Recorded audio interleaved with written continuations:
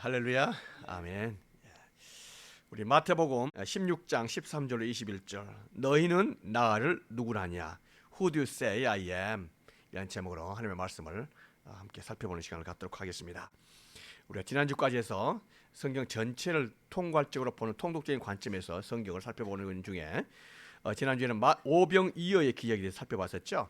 그래서 베세다에서 예수님께서 벌떡 5개 물고기 2마리로 5,000명, 남자만 해서 5,000명입니다. 그러니까 아이들하고 여자까지 합치면 2만 명이 넘는 수가 될 수 있다는 걸 우리가 상상할 수 있겠죠. 그래서 오병이어의 기적을 베풀었던 장면입니다. 그리고 나서 다시 가버나움으로 돌아오셨습니다. 가버나움으로 돌아오신 길에 먼저 제자들이 배를 타고 갈릴리를 이제 건너가던 중에 큰 풍랑을 만났죠. 그래서 아무리 노력해도 그 풍랑을 이길 수 있는 힘이 없을 때 저기서 어떤 귀신이 걸어온 걸 보이는 거예요. 귀신이다, 유령이다 이렇게 했었는데 예수님께서 오시는 거예요. 예수님을 확인하고 베드로가 나도 예수님 한 물 좀 걸어보십시다 이렇게 말하니까 이리 와라 이렇게 말했죠.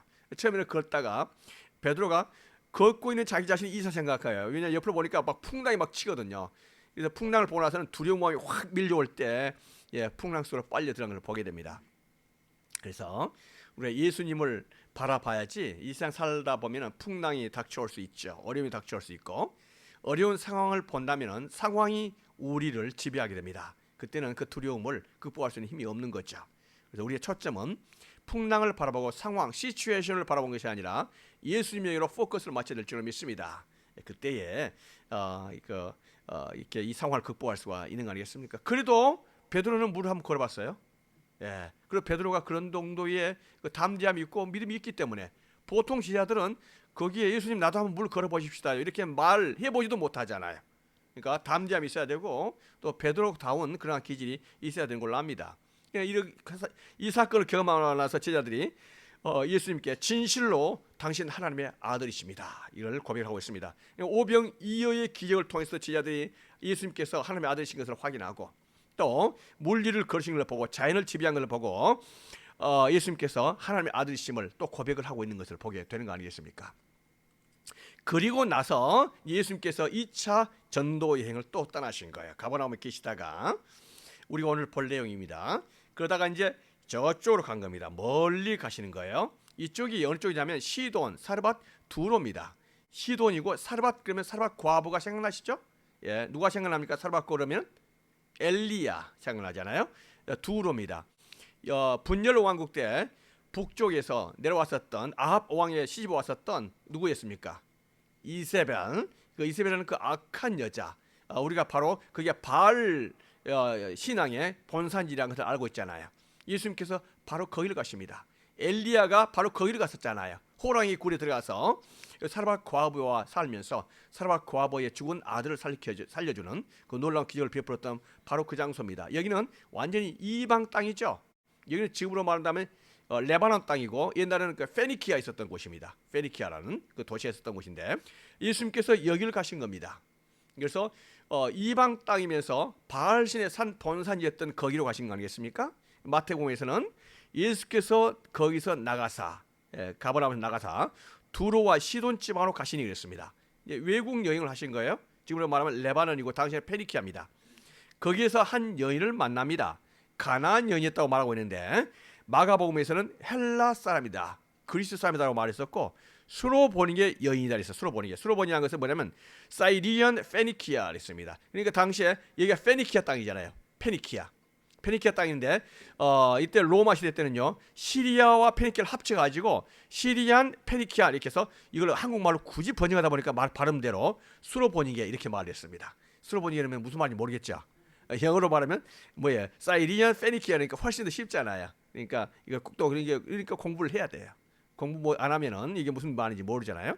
어떻든 우리가 확인할 수 있는 건 여기서 가나안 여인은 완전히 이방인의 땅이다, 이방인의 여인이었다 이걸 볼 수가 있습니다. 그런데 예수님께서 거기에 가신 이유가 있었습니다. 그 가신 이유를 발견하게 되는데 이 여인이 딸이 한 사람이 있었어요. 딸이 있었는데 이 여인이 딸이 귀신이 들린 거예요. 귀신이 들려가지고는 참 이렇게 정상적인 상태가 아니고 그런 거예요. 그 이쁜 딸이 귀신 들려가지고 침 흘리고 다니면서 이렇게 막 막 동네 다니고 있으면 그 부모가 심정이 어떻겠습니까? 심정이. 그래서 이 여인이요, 예수님에 대한 얘기를 듣고 나서는 필사적으로 예수님께 와서 도움을 요청한 겁니다. 주 다윗의 자손이여, 나를 불쌍히 여기소서. 내 딸이 흉악하게 귀신 들렸나이다. 고쳐주십시오. 정말 필사적인 요청 아니겠습니까?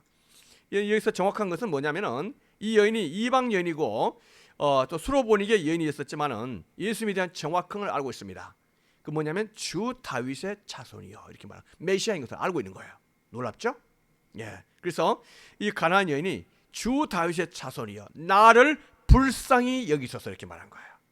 우리가 기도 응답을 받을 수 있는 가장 좋은 방법은 뭐냐면은 하나님 나를 불쌍히 여기십시오, 이겁니다. 이것보다 더 정확한 기도는 없죠. 하나님께서 나를 불쌍히 여기시면 해결되는 거예요. 예. 내가 뭐를 가지고 하나님께 기도 응답해 달라고 하나님께 요구할 수 있겠습니까? 불쌍히 여겨달라고 밖에 없거든요. 왜냐하면 하나님께서는 긍휼이 풍성하신 그런 어머님과 같은, 아버님과 같은 그런 마음이 있다는 걸 알기 때문에 나를 불쌍히 여기시고 우리 가정을 불쌍히 여겨달라고 이렇게 하나님께, 예수님께 예거를 하고 계시는 있는 그 여인을 보게 됩니다. 예수님께서 이 여인에게 우리가 조금 이해가 안 되는 그런 말씀하십니다. 고쳐주지 않겠다는 거예요. 그러면서 뭐라고 말씀하시냐면은 자녀의 떡을 취해서 개들에게 던짐이 마땅치 않다, 이렇게 말씀하신 거예요. 자녀의 떡을 개에게 주는 것은 이건 안 된다는 거예요. 나는 이스라엘 백성을 위해서 할지 이방인을 위해서 온 것이 아니다, 이렇게 말씀하신 거예요. 예수님께서 이렇게 말씀하신 그 말만 본다면요, 예수님이 무슨 말씀하신 건가 지금 이해가 안 되는 거예요. 그러나 예수님께서 이렇게 말씀하신 거는 이 여인을 시험하기 위한 거예요. 그 믿음이 정확한 건지, 이 여인이 어느 선까지 예수님을 의탁하고 있는 건지. 이렇다면 얼마나 자존심 상한 말입니까? 무슨 말입니까? 이 여인이 뭐라는 거예요? 개라는 거 아닙니까? 개. 자녀의 떡을 취해서 개에게 던지기 마땅치 않다. 이 정도의 모욕적인 말을 듣고 또 실제로 유대인들은 당시에 이방인 사람들을 그렇게 취급을 했고요. 예, 이렇다면은 어지간한 사람 같으면 정말 자존심 상하는 그런 말씀 아니겠습니까? 그럼 어떻게 하겠어요? 더러워서 안 고친다. 이렇게 갈 수도 있을 수도 있지요. 그런데 이 여인은 뭐라고 말합니까? 옳습니다, 주님. 그런데 개들도 주인의 상에서 떨어지는 부수기를 먹습니다. 이렇게 말하는 거예요. 개들도 주인의 상에서 떨어지는 그 부수기 먹지 않습니까? 나를 고쳐주십시오. 우리 가정을 불쌍히 해주십시오. 이렇게 말한 거 아니겠습니까? 그때 예수님께서 이 여인의 믿음을 확인하시고 여자여, 내 믿음이 크다. 내 소원대로 되리라 하시니 그때로부터 그의 딸이 다 나았다, 이렇게 말씀을 하십니다. 예수님께서 이 여인을 치료해 주신 줄로 믿습니다. 이방연이지만 지금까지 사마리아와 이쪽 땅은 완전히 버려진 땅이고 그 누구도 유대인들이 상종하지 않았던 그런 곳입니다. 그럼에도 불구하고 예수님께서 시돈과 두로를 찾아가셨던 이유는 바로 믿음이 있었던 한 여인, 이 여인을 찾아보기 위해서 가신 거예요. 이 여인을 찾기 위해서 가신 것을 보게 됩니다. 우리가 정확한 믿음이 있고 하나님을 의탁하는 마음이 있다면 하나님께서 바로 그 믿음 보시고 우리에게 은혜를 허락하여 주실 줄로 믿습니다. 어느 선까지 믿음을 가져야 됩니까? 내가 이 여인이 그랬던 것처럼 개로 여김을 받고 이렇게 한다 할지라도 주님, 개들도 제 주인의 상에서 떨어지는 부수기를 먹지 않습니까? 예수님께서 이 여인을 보고 너무나 신기한 거예요. 어떻게 이방 여인이면서도 이러한 믿음이 있을까? 우리에게서 이러한 믿음이 있어야 될 줄로 믿습니다. 그걸 지금 갈릴리에서 지금 두로 오셔서 이 사건을 뒤하고 있는 거예요. 그리고 나서 예수님께서 이쪽 대가벌리로 오십니다. 여기도 이방 땅입니다. 지금 이방 땅만 다니신 거예요. 유대 쪽을 벗어나셨습니다. 페니키아를 거쳐서 이쪽 대가벌리 시리아 쪽으로 이렇게 오신 거 아니겠습니까? 여기에 와서 다시 이리 가시는 거예요. 가다라 쪽으로 가서 여기에서 많은 사람들이 예수님의 말씀을 듣기 위해서 왔을 때 이때도 수많은 군중이 왔었습니다. 예수님께서 그들이 말씀을 다 듣고 해질 무렵에 그냥 돌아가는 것을 보고 안타까우셔서 이 사람들에게 다시 보리떡 7개와 물고기 2마리로 4,000명이 먹이신 기적을 또 베풀어 주신 거예요. 이게 대가볼리 지방을 통과해서 갈릴리 호수에 있을 때 두 번째 있었던 7병 2여의 기적이라고 불려집니다.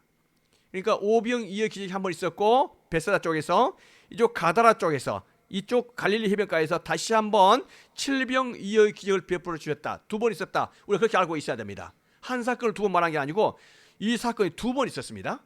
예, 그리고 나서는 예수님께서 이쪽 오셔서 다시 베세다 쪽으로 가셨다. 이렇게 되어 있습니다. 이게 이제 2차 갈릴리 지방으로 여행하셨던 걸 보게 되고요. 3차 여행을 또 떠나십니다. 지금 모든 이야기가 급박하게 돌아가고 있습니다. 세례 요한은 죽었고 예수님께서는 돌아가실 날이 얼마 안 남고 이걸 갖다 준비를 하시고 계신 거예요. 2차 여행을 마치고 다시 3차 여행을 떠나시는데 여기에서 어디로 가시냐면 가이사랴 빌립보 쪽으로 올라가십니다. 그래서 가이사랴 빌립보 쪽에서 계실 때 예수님께서 오늘 우리가 성경에서 읽으셨던 이 본문의 말씀을 말씀하신 겁니다. 사람들이 인자를 누구라고 하더냐. 사람들이 지금 이 정도 예수님의 사역이 엄청나게 벌어지고 많은 사람들이 관심이 되는데 그래서 사람들은 예수님을 정확하게 인식하고 있고 알고 있는 건가 확인하신 거죠. 그러니까 제자들이 들었었던 그런 내용을 말하지 않습니까? 예수님은 사람들이 말하는데 세례 요한 같은 사람입니다. 400년 만에 나타났던 세례 요한, 온 군중의 지지를 받았던 세례 요한, 정의롭게 살았던 세례 요한, 이 세례 요한 같은 사람입니다. 또 어떤 사람들은 엘리야다 이렇게 말한 거예요. 엘리야가 누굽니까? 엘리야는 구약 시대 아합 왕 때 엄청난 그 능력을 베풀었던 그 엘리야 아니겠습니까? 구약의 대표적인 선지자 아니겠습니까? 그리고 죽지 않고 하늘을 승천했던 바로 그 엘리야. 그러니까 이스라엘 백성들이 엘리야 그러면요 대단한 대선지자로 인식하고 있거든요. 그러니까 예수님은 바로 그러한 선지자 중에 한 사람입니다. 더구나 에레미야 같은 선지자다.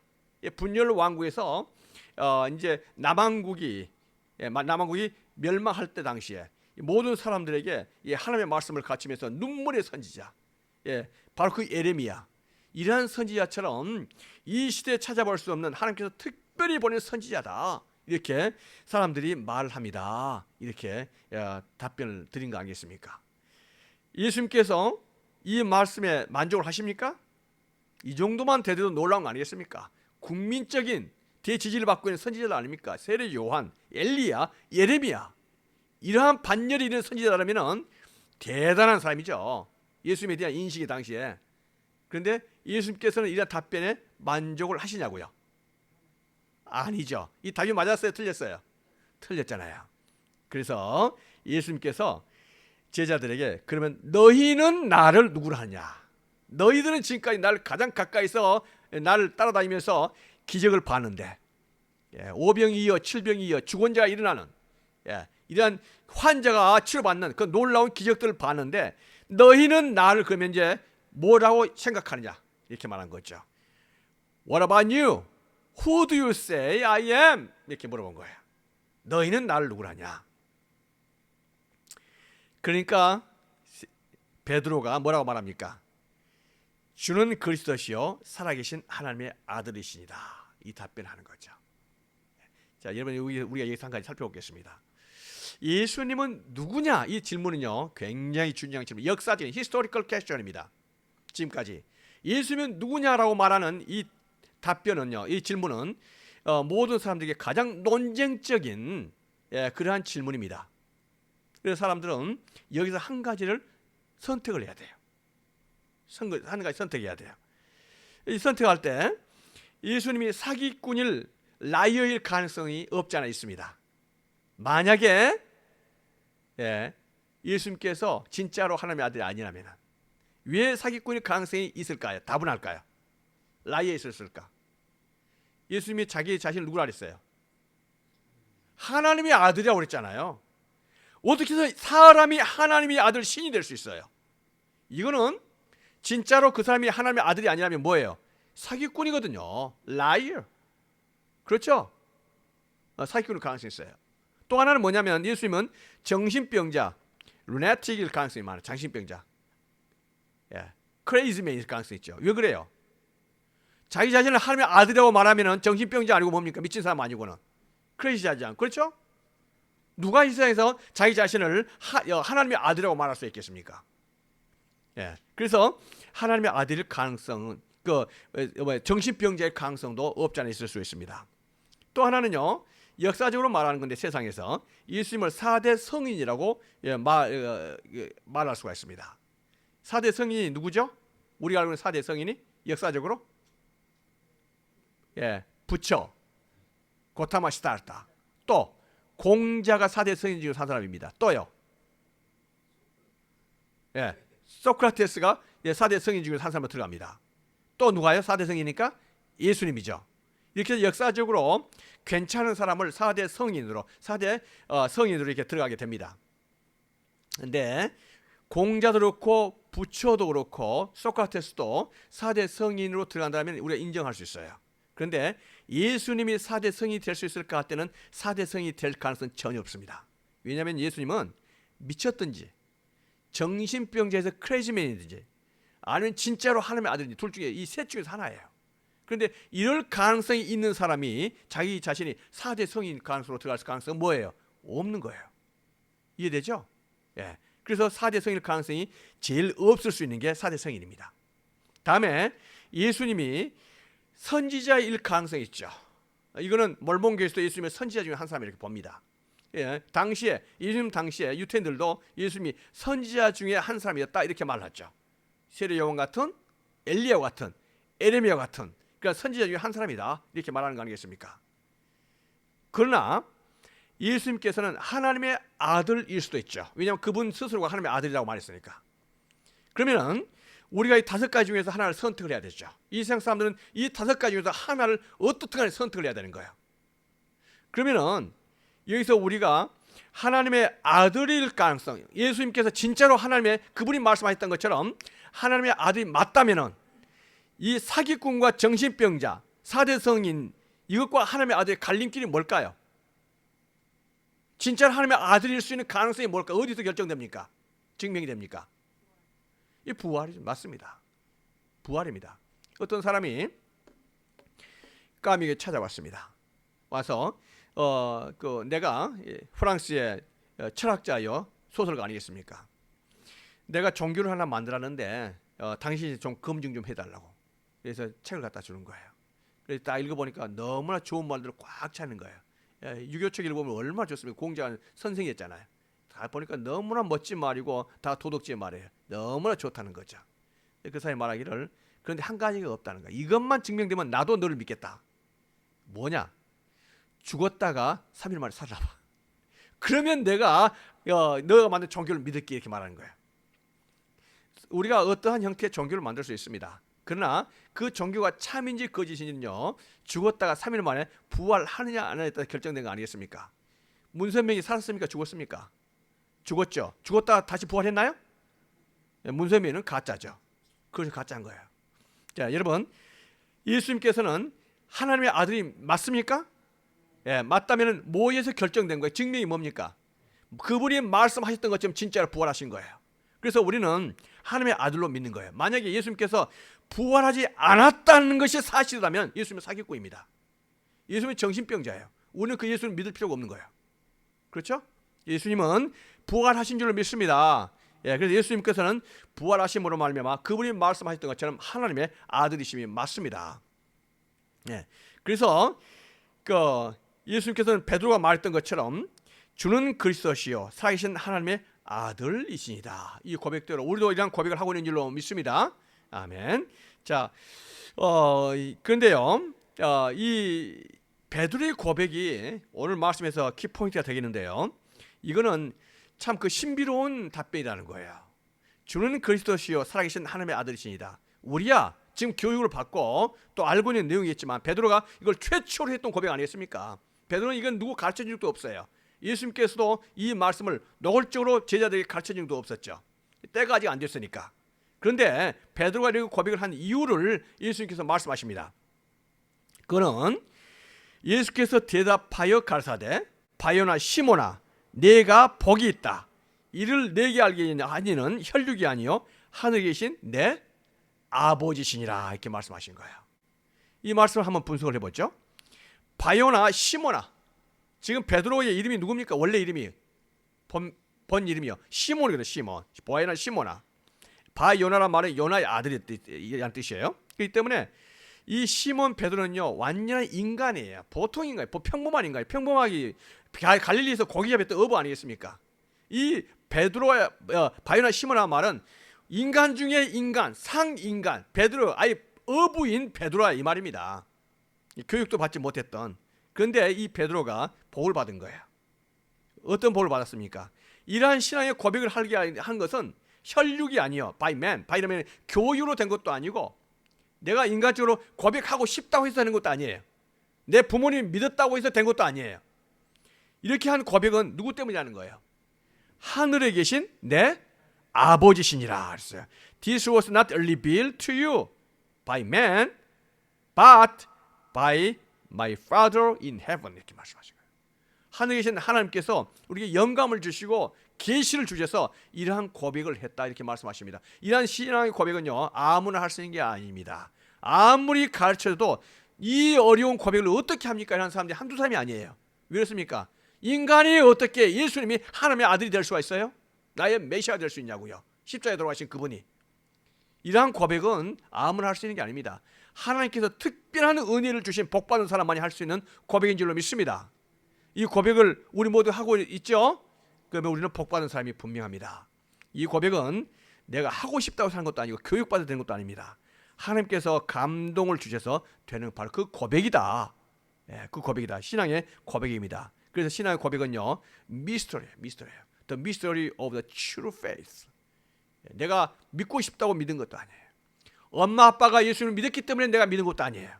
하나님께서 나를 independently, personally 나에게 계시를 주셔서 고백을 하도록 하는 거예요. 그래서 여기에 미스터리, 신비가 있다. 예수님께서 시몬 베드로에게 이렇게 말씀하십니다. 다 같이 한번 읽어볼까요? 자, 시작.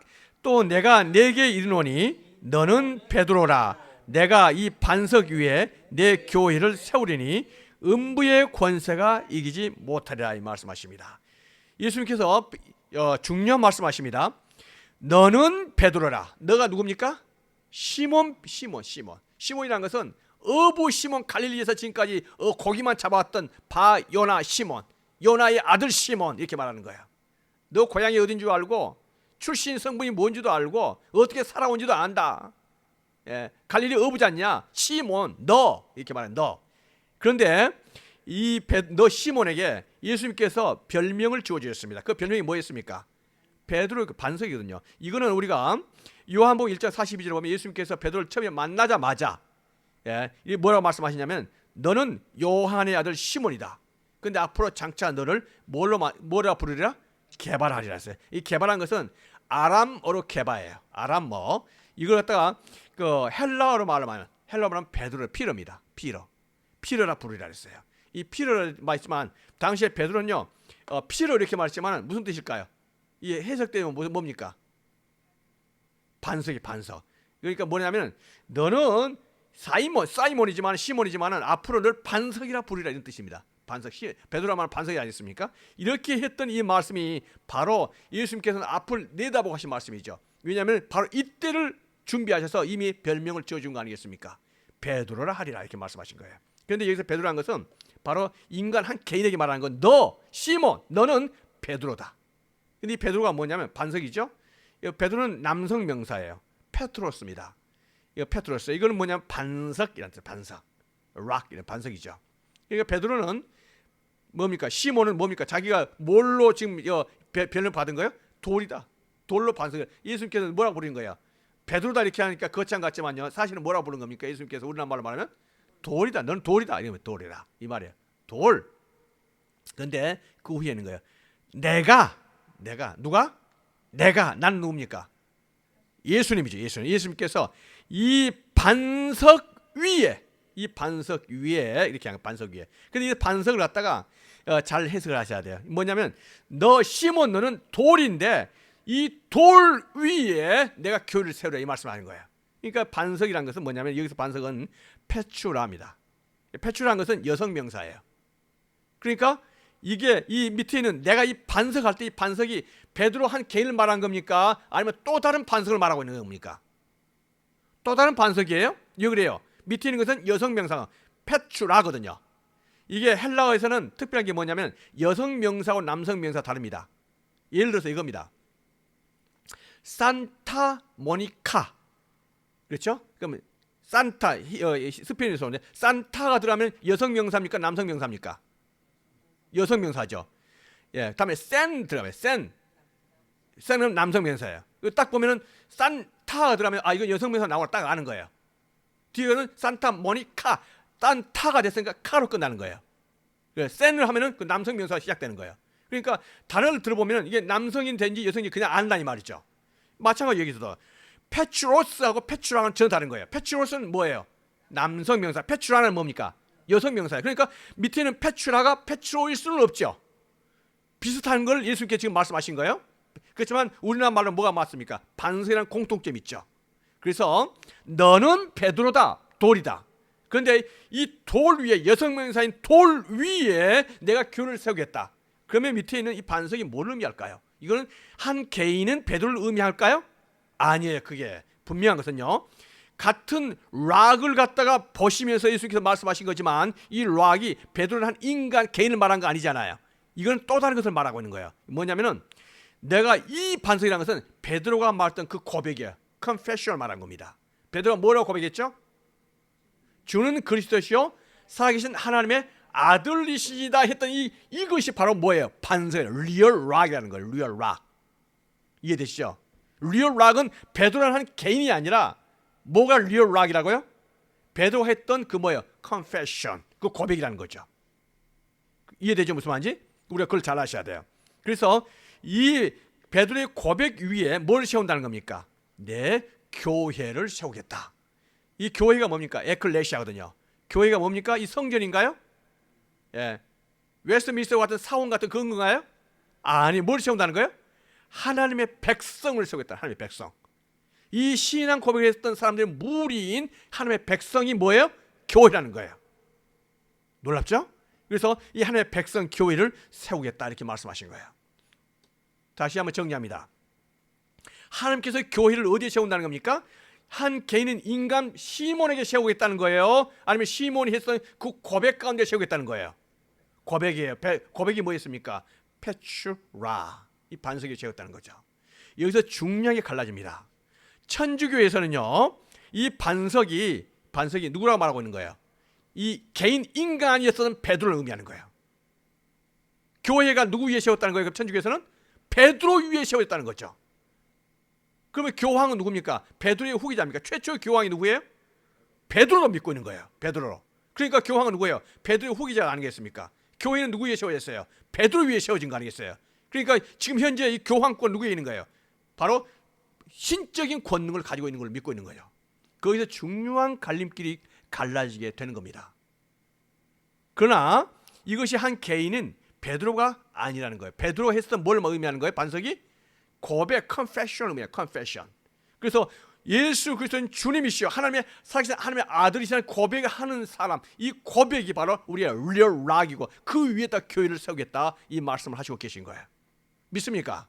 이게 중요한 것이 갈라집니다. 여기서 이게 교리적으로 큰 갈림길이 있게 되는 거죠. 바로 이 교회는요, 음부의 권세가 이기지 못하리라 이렇게 말씀하십니다. 사망의 권세가, 죽음의 권세가, 사탄의 권세가 이 교회를 갖다 침범하지 못하고 이기지 못하라. 교회가 최후의 승리가 된다 이걸 말씀하시고 계신 거예요. 죽음이 교회를 이길 수 있나요? 어림없습니다. 우리가 일제시대에 있었고 로마의 네로 황제 밑에서 교회가 살아났고요. 지금 김정은 밑에서 노스 코리아에 그 수많은 크리스천들이 핍박을 받고 있지만 그게 지하교회에서 교회가 살아나고 있습니다. 죽음을 뚫고 살아나는 거예요. 지금 중국에서는 지하교회에 엄청난 붕, 리바이벌이 나오고 있습니다. 그 어떠한 죽음의 세력도 교회를 이길 수가 없습니다. 이 신앙을 이길 수 있는 힘이 없습니다. 음부의 권세가 이기지 못한다는 거예요. 내가 천국 열쇠를 내게 주리니 내가 땅에서 무엇이든지 매면 하늘에서 매일 것이요 내가 땅에서 무엇이든지 풀면 하늘에서 풀리라. 기도의 권세가 교회에 있는 줄로 믿습니다. 그래서 우리가 여기에 숫자가 이렇게 있지만요, 많든 적든 간에 이 무리는 어마어마한 권세를 가지고 있는 무리입니다. 하나님의 교회는요 뭡니까? 음부의 권세가 이기지 못하고요, 천국 열쇠를 소유한 그러한 교회인 줄로 믿습니다. 이 때문에 우리가 교회의 리얼 미닝, 참 미닝을 알고 있다면 우리는 두렵고 떨림으로 이 감동 가운데 살 수밖에 없습니다. 이게 바로 교회인 줄로 믿습니다. 아멘이십니까? 그래서 이 교회의 위에 우리 교회를 세우니 우리의 신앙은요, 예수님께서는 나의 구세주여 나의 메시아 Jesus is the Christ and 뭡니까? Son of God of the living God. 이러한 고백을 하는 그 고백 위에 우리 신앙의 토대가 있는 줄로 믿습니다. 아는 사람끼리 모여서 이렇게 모인 게 아니고 식구끼리 모여서 모인 게 아닙니다. 우리가 그렇게 해서 모였다 한들 할지라도 우리의 신앙의 고백은 우리의 각자의 개인적인 고백 속에 주는 그리스도시요 살아계신 하나님의 아들이십니다 하는 그 고백 속에 우리 신앙의 연결들이 있어야 될 줄로 믿습니다. 그래서 내 교회를 세우니 이렇게 말씀을 하시는 거예요. 중요한 말씀입니다. 오늘 우리가 했었던 말씀이 키포인트입니다. 이때부터 예수님께서 예루살렘에 올라가서 장로들과 대제사장들과 서기관들에게 많은 고난을 받고 죽임을 당하고 제3일에 살아날 것을 비로소 말씀하신 거예요. 그 전까지는 제자들이 아직 준비가 안 됐습니다. 준비가 안 돼서 제자 훈련에 열중을 했었죠. 그런데 때가 될 때에 제자들이 예수님이 누구신가 하는 예수님의 참 의미를 알기 시작할 이때부터 이제 예수님께서 이 땅에 오신 목적을 말씀하신 거죠. 뭡니까? 예수님께서 십자가에 돌아가서 죽을 것을 그리고 3일 만에 살아날 것을 비로소 말씀하신 거예요. 예수님께서는 이제 어떻게 하셔야 돼요? 예수님께서는 어떤 군중들의 봉기를 통해서 정치의 메시아로 되셔야 되나요? 아니면은 예수님께서는 십자가에 돌아가셔서 3일 만에 돌아가신 걸로 가셔야 되나요? 정치의 메시아가 아니죠. 예수님이 십자가에 돌아가시고 다시 부활하시는 것이 예수님이 하셔야 될 일이다. 이렇게 말씀을 하시는 거예요. 예수님께서는 이 땅에 돌아가시기 위해서 오신 줄을 믿습니다. 이렇게 하신 거예요. 이렇게 하니까 우리가 그 베드로를 살펴봐야 돼요. 방금 전에 예수님께 그 정도 극도의 극한 칭찬을 받았던 베드로가 예수님을 붙들고 항변했다 했습니다. 항변했다는 말 영어에 보니까 began to rebuke him. rebuke가 무슨 뜻입니까? rebuke. 꾸짖은 거예요. 아니 감히 예수님이 꾸짖는 거예요. 야단치는 거예요. 예수님이 야단치면서 그렇게 하지 마십시오. 왜 죽어 죽기는? 살아서 해야지. 이렇게 말한 거예요. 살아서 이 거창한 일을 해야 되지 않겠습니까? 왕도 한번 돼보시고 로마도 한번 쫓아보내고 다윗의 왕국을 한번 세워보시죠. 얼마나 멋진 겁니까? 이렇게 말한 거 아니겠습니까? 방금 전에 칭찬을 받았던 베드로가 그러니까 예수님께서 뭐라고 말씀하십니까? 사탄아 내 뒤로 물러가라. 너는 나를 넘어지게 하는 자로다. 내가 하나님의 일을 생각하지 않고 도리어 사람의 일을 생각한다. 이렇게 말씀하십니다. 만약에 천주교에서 말한 것처럼 베드로가 교환권을 가지고 있다면 베드로는요 예수님께 칭찬을 받던 인물이긴 하지만 또 뭘 받던 인물이에요. 여러분 책망도 보통 책망입니까? 뭐라 그랬어요? 사탄아 귀신아 내 뒤로 물러가라 이렇게 말한 거예요. 둘 중에 하나입니다. 귀신이든지 사탄아 내 뒤로 물러가라. 너는 나를 넘어지게 하는 자다. 하나님의 일을 하나님의 일은 뭡니까? 예수님께서 어떻게 해야 되는 것이 하나님의 일인 거예요. 십자가에 돌아가시고 부활하시고 우리의 구원을 이루시는 그것이 우리를 구원해 주시는 것이 예수님이 하셔야 할 일 하나님의 일이죠. 사람의 일은 뭘까요? 베드로 했던 처럼 멋지게 한번 반란을 일으켜보고 민중봉기를 통해서 로마 쫓아보내고 여기에 하나님의 그 데이빗 킹덤을 다시 한번 세우는 그것. 그래서 제자들은 고생했던 제자들은 너는 우의정, 너는 좌의정, 너는 어디에 뭐 도지사 이렇게 세워지는 것이 사람 일 아니겠습니까? 그런데 이게 하나님께서 원하시는 길이었다고요? 아니다. 예수님께서는요 이걸 원하셨던 것이 아니라는 거죠. 하나님의 일을 위해서 예수님께서는 그 길을 가시는 거 아니겠습니까? 그러한 베드로에게 제자들에게 예수님께서는 여기에서 예수님을 따르는 사람이 어떠한 길을 가야 될지를 말씀하십니다. 다 같이 한번 읽어보겠습니다. 시작. 무리와 제자들을 불러 이르시되 누구든지 나를 따라오려거든 자기를 부인하고 자기 십자가를 지고 나를 따를 것이니라.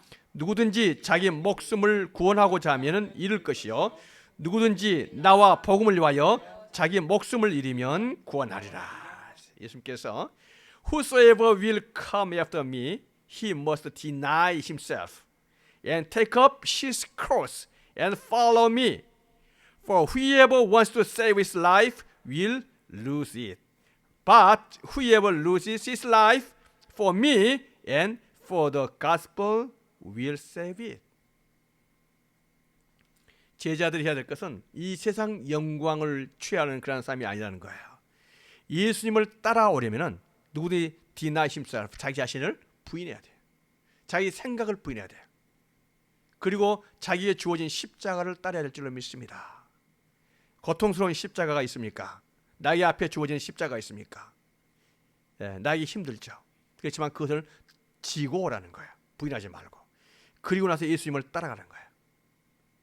우리가 예수님께서 주셨던 그 길을 가야 될 줄 믿습니다. 제자들은 이러한 것을 원하지 않았죠. 영광을 찾고자 했던 사람 아니겠습니까? 누구든지 자기의 목숨을 구원하고자 하면 잃을 것이요. For whosoever wants to save his life will lose it. 그렇지만 누구든지 나와 복음을 위하여 자기 목숨을 잃으면 구원하리라.